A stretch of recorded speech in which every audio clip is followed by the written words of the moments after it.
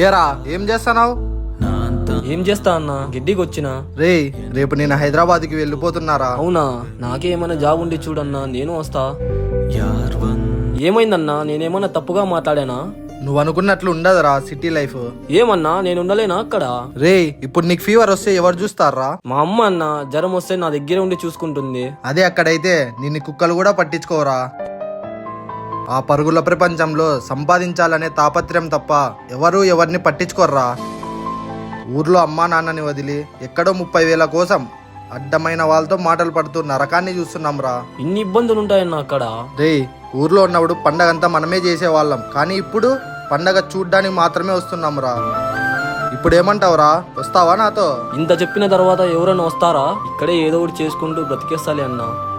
ఇలానే చాలా మంది కుటుంబం కోసం ఇష్టం లేకుండా జాబ్ చేస్తుంటారు. మీరు అందులో ఒకరైతే కామెంట్ చేయండి.